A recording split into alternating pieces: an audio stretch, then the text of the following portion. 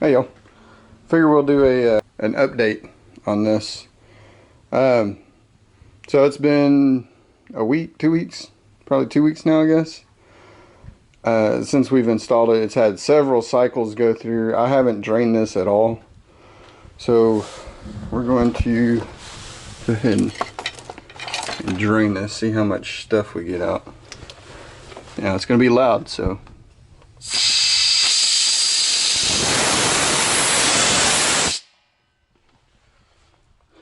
So that is pretty much nothing in the tank.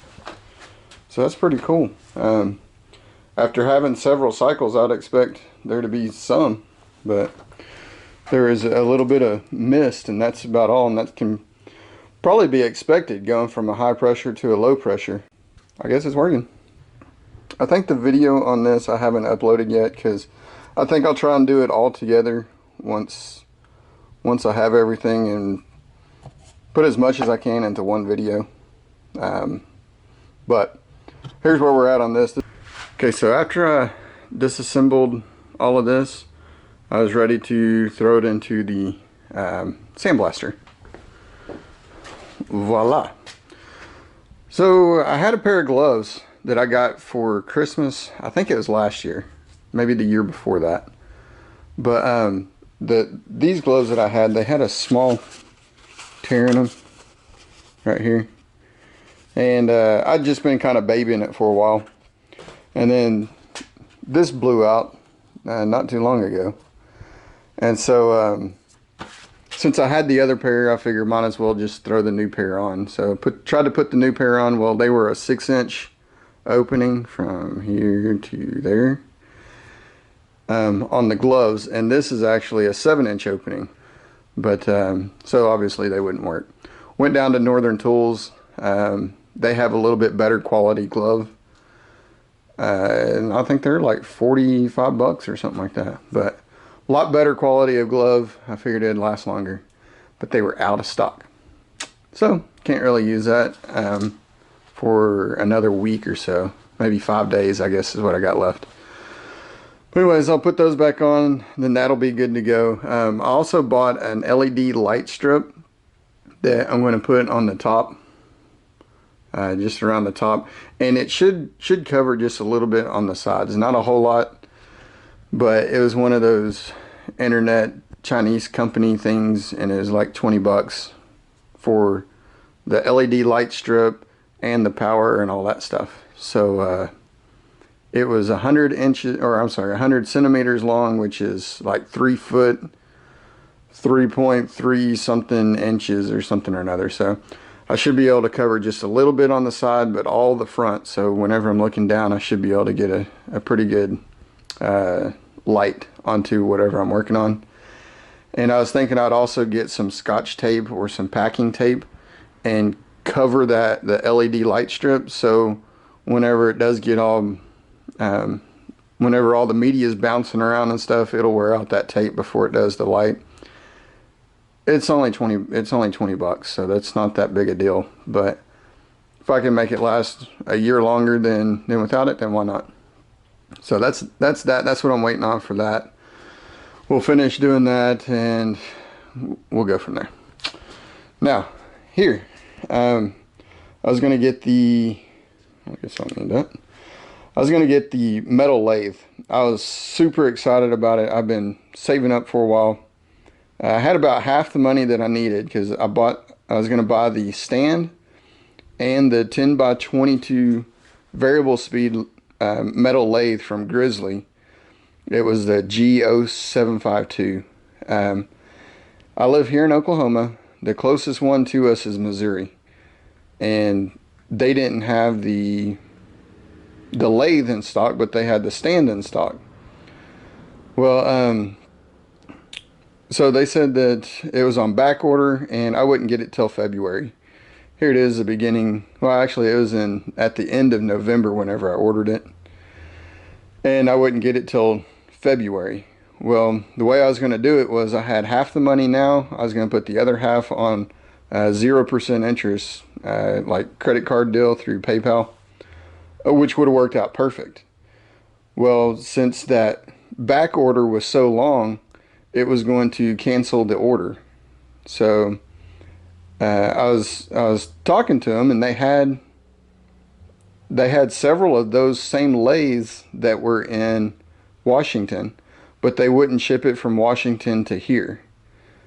And so I griped at them about it. They were saying, "Oh, well, it's that extra, it's extra long for shipping, and we don't, you know, it can get damaged in shipping." And I told them, "Well, hey, they're coming from China anywhere, so, or they're coming from China anyway, so why can't we just, you know, what's a couple extra 100 miles if it lasts from China to Washington? It can last from Washington to here."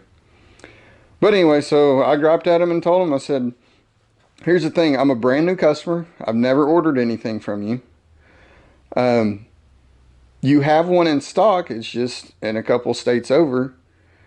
And I'm just now starting off with doing metal work. You know, I'm wanting to get into that. So I'm going to need all kinds of calipers and all kinds of tooling and gauges and everything else that goes along with metal work. And eventually I'd also like to get a mill."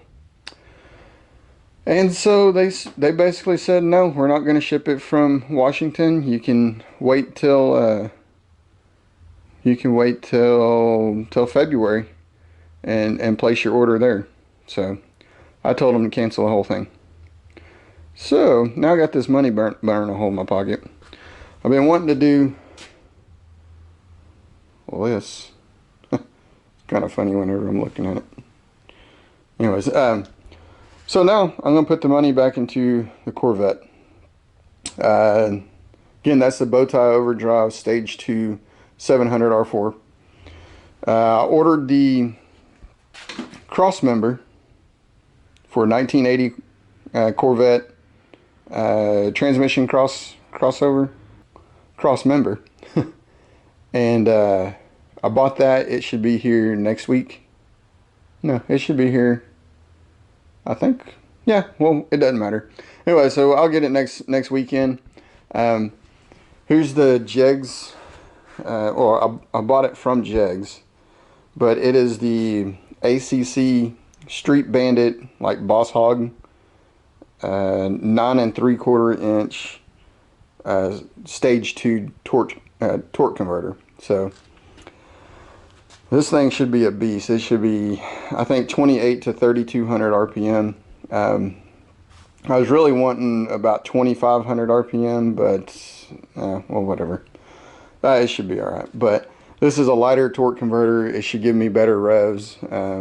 You know, if I can, less rotational mass, so it should equal more horsepower, or I guess more able to use the horsepower that you have and all that. So anyway, so I'll be doing that. I still haven't decided if I'm going to drop the transmission and put the new one in, because this transmission's pretty heavy. It's 230 pounds plus your torque converter.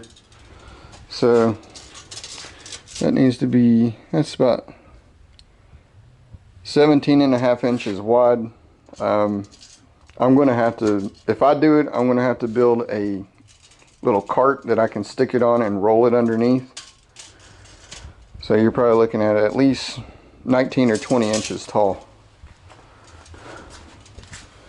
And I don't really have anything that tall that I could safely jack this up on.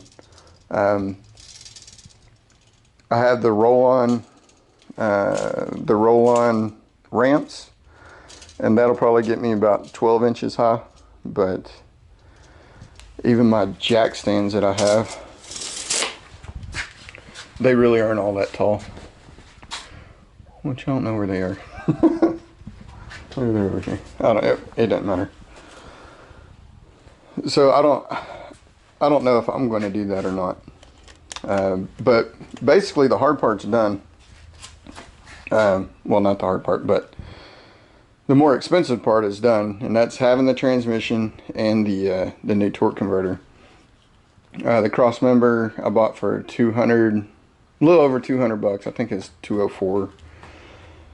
And I'll let you know how much I bought bought this torque converter for. They did an online price match that I'd found it cheaper, and Jegs honored it, and I got it for that price. And I got it within just a few days, so that was cool. So basically, what they'll have to do is they'll have to take off the Turbo 350, take that out, take the cross member out, put the new cross member in, stab that one back in with that torque converter, which you can do that outside the car. And then once that's installed, they'll shorten the drive shaft anywhere from 1.5 inches to 3.5 inches or so, something like that. It depends. I don't know exactly what it is, but once it's in there, they'll make the measurement and shorten the drive shaft.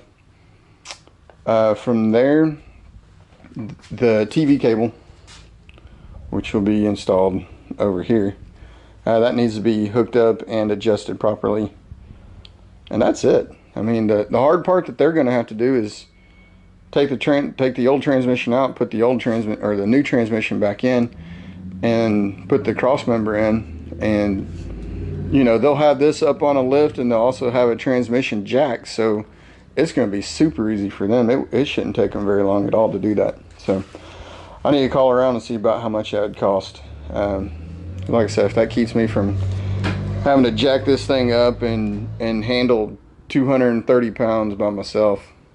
I mean, I'm not the strongest guy in the world, but 230 pounds is 230 pounds, so I could do it, but that's a lot of work and smashing the fingers and all that other stuff. So anyways, so yeah, that's where I'm at now. So yeah, this seems to be working pretty good. As you saw, whenever I opened it, there wasn't hardly anything that came out. So I feel like I'm moving my hands a lot this video, being very dramatic. All right, y'all. Well, y'all comment, rate. I appreciate everybody, and we'll talk to you later. See ya.